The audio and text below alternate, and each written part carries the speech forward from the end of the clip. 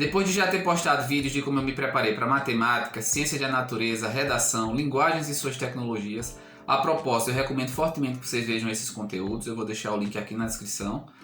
Só restava abordar como eu me preparei para as ciências humanas. E é justamente disso que a gente vai tratar hoje, de como eu estudei para acertar por 3 vezes 40 questões ou mais em ciências humanas na prova do Enem.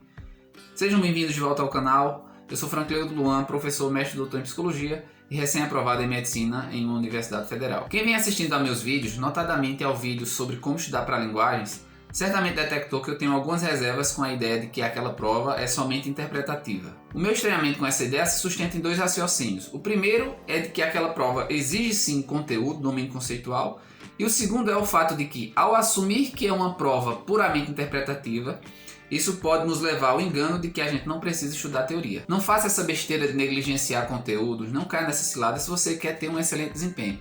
Até porque entender o conceito ajuda inclusive no trabalho interpretativo, né? Na habilidade de ler um mapa ou de interpretar um gráfico, uma charge. Eu fiz essa referência inicial porque o mesmo rótulo que é colocado na prova de linguagens também repousa na prova de ciências humanas. De fato, é uma prova menos interpretativa do que a de linguagens, mas mais interpretativas do que a de ciências da natureza. Em termos de conteúdo, as ciências humanas possuem um maior programa. Abrange história, incluindo história da arte, geografia, filosofia, sociologia. Então é um programa muito extenso que exige do aluno bastante organização nos estudos a fim de cumpri-lo integralmente. Eu diria que com poucas exceções, as questões em ciências humanas não exigem aquele decoreba, no sentido de ter que armazenar minúcias cronológicas ou nomes de todos os agentes envolvidos nos fatos. Não é isso. O que a prova exige é que você entenda conceitos e processos. Normalmente aparecem 2 estilos de questões. Ou o construto teórico aparece contextualizado e a questão cobra a sua interpretação daquele texto, escrito ou imagem,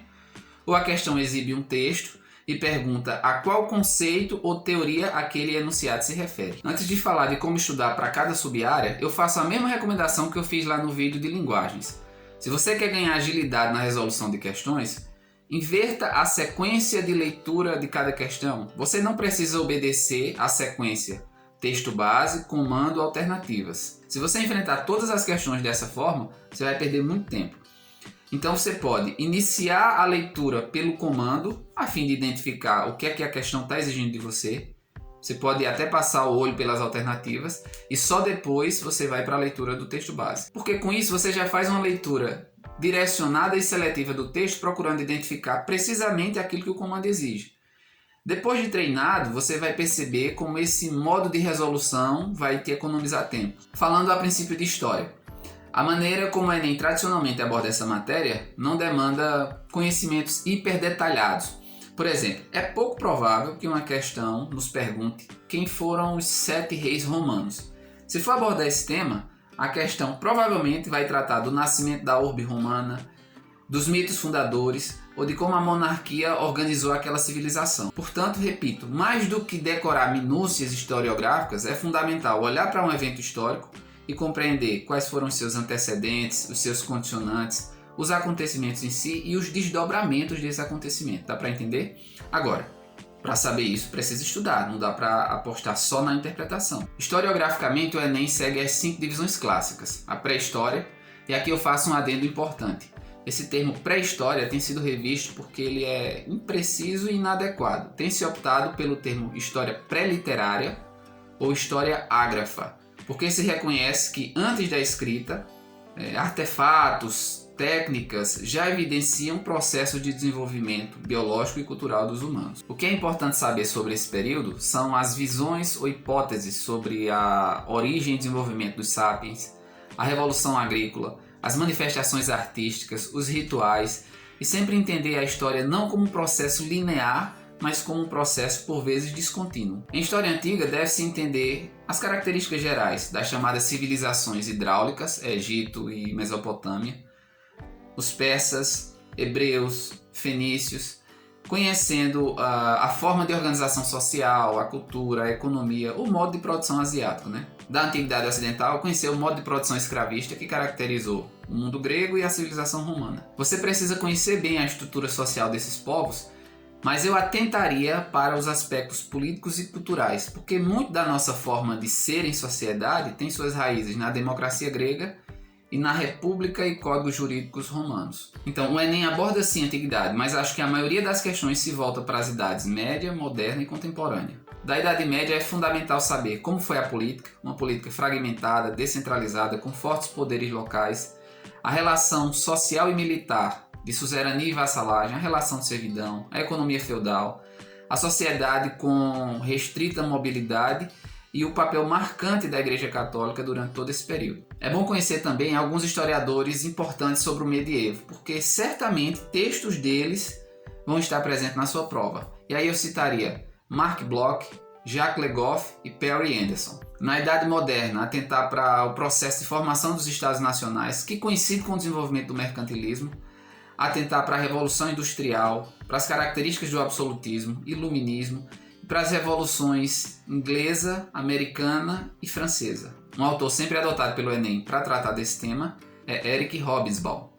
Sim, não esquecer de estudar as civilizações americanas pré-colombianas e o processo de conquista e genocídio perpetrado pelos europeus. Em história contemporânea, atentar para os conflitos na Europa e nos Estados Unidos no século XIX, independência dos países americanos, neocolonialismo, depois, já no século XX, estudar bem Primeira Guerra, Revolução Russa, período entre guerras, Segunda Guerra Mundial e Guerra Fria. Tudo isso em história geral, né? Em história do Brasil é realmente importante cobrir todas as etapas porque cai muito, desde período pré-colonial, passando por capitanias, governos gerais, escravização dos povos nativos e africanos, ciclo do açúcar, invasões, União Ibérica, ciclo do ouro, revoltas, vinda da família real, processo de independência, primeiro reinado, regência, segundo reinado, as lutas abolicionistas, o golpe da República, e aí segue República da Espada, República Oligárquica, Era Vargas, repúblicas populistas, ditadura militar, redemocratização.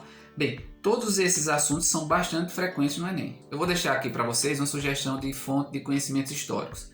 Eu estudei pelo canal História Online, que na minha opinião é uma das coisas mais sublimes do YouTube brasileiro. Os professores Rodolfo Neves e Daniel Pereira, junto com outros colaboradores, eles conduzem com muita seriedade e inteligência o canal. No canal aberto existem os conteúdos completos de história geral e do Brasil, além de atualidades, mas se você se tornar membro, que é barato, eu acho que é menos de R$15 por mês, você tem acesso aos conteúdos completos de sociologia, de filosofia, artes e as revisões. Esse canal para mim foi um achado, eu gosto tanto que eu me empolgo quando estou falando dele. Os caras ajudam a desconstruir certos erros ou imprecisões históricas que a gente vai assimilando na nossa vida escolar, tais como o pioneirismo de Portugal nas navegações se deveu à sua localização geográfica favorável. Havia outros países mais bem localizados do que Portugal e não se destacaram. Na verdade, o pioneirismo português se deveu muito mais a uma estabilidade política interna, uma monarquia consolidada, unidade territorial,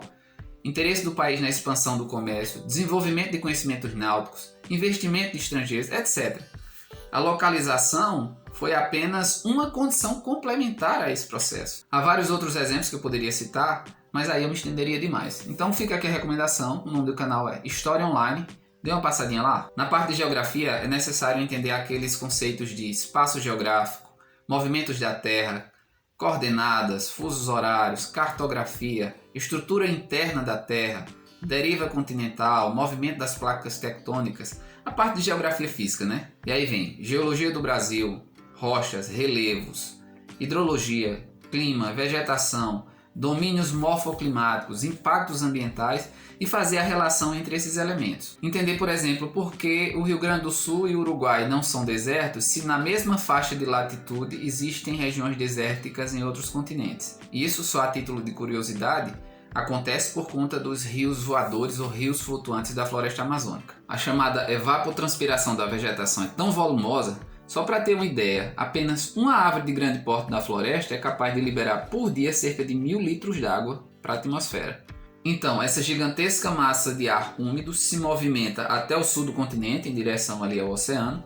Aí a Cordilheira dos Andes bloqueia parte dessa massa, retendo-a sobre parte do Rio Grande do Sul e o Uruguai. Logo, sem a floresta e sem os Andes, essas duas regiões seriam desérticas. Enfim, toda essa parte é bem conteudista e o Enem cobra muito. Já em geografia humana, é preciso entender os movimentos migratórios, população, urbanização, transportes, geografia agrária e industrialização. Em geral, esses temas, assim como geopolítica, globalização, blocos econômicos, conflitos e atualidades, aparecem de forma mais interpretativa mesmo. Eu não sei vocês, mas eu tinha dificuldade para encontrar um bom canal de geografia com todas as aulas completas. De história até tinha, mas de geografia era mais escasso. Até que o YouTube me recomendou o canal do professor Ricardo Marcílio, muito bom, com aulas completas de geografia e atualidades.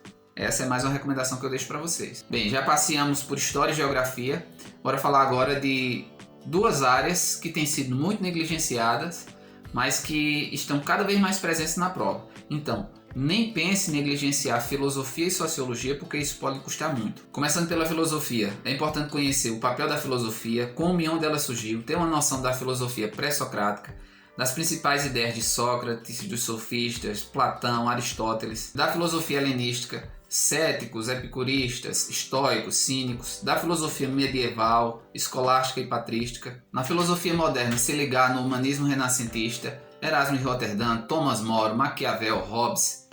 Depois vem os filósofos racionalistas, Descartes, Spinoza, Leibniz, Pascal. Aí vem os filósofos do empirismo, Francis Bacon, John Locke, David Hume. Na sequência aparece o importante Immanuel Kant e os filósofos iluministas Montesquieu, Voltaire, Rousseau, além do próprio John Locke, Depois é importante atentar para as ideias mais gerais, de Hegel, Schopenhauer, Marx, Nietzsche. Mais para frente aparece o existencialismo de Kierkegaard, Heidegger, Sartre e Beauvoir. E é importante ainda ter noções sobre a Escola de Frankfurt, Hannah Arendt, Michel Foucault, Bauman e Habermas. Eu sei que são muitos conteúdos, mas se você tiver uma noção primária, você consegue resolver quase todas as questões de filosofia do Enem. Para ajudá-los, eu vou disponibilizar aqui na descrição um PDF com resumos que eu mesmo elaborei sobre os principais filósofos e sistemas filosóficos abordados pelo Enem.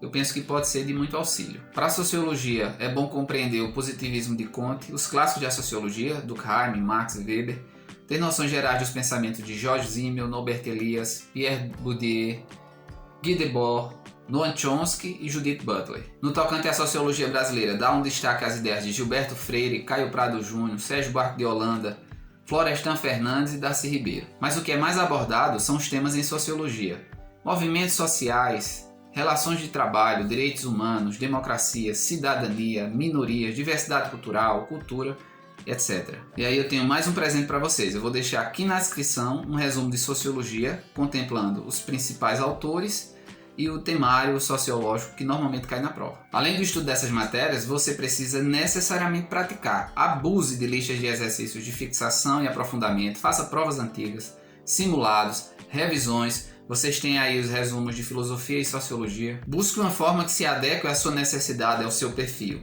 Eu não estudei essas matérias por livros, por apostilas. Como eu disse, foi por videoaulas e elas eram bem completas e satisfizeram as minhas necessidades. Sim, quase que eu esqueço. Eu também vou disponibilizar os meus resumos de história geral, história do Brasil, geografia, tudo gratuitamente aqui na descrição. Eu só peço em troca que vocês se inscrevam no canal, compartilhem os vídeos nos seus grupos de WhatsApp, espalhem no grupo do cursinho ou da turma do colegial. Vocês não têm noção de como isso me ajuda e me motiva a continuar trazendo conteúdos para vocês. O canal vem crescendo, mas ainda a passos muito lentos. Então peço novamente essa forcinha. O vídeo vai ficando por aqui, espero que tenham gostado. Eu agradeço de coração, forte abraço e até mais.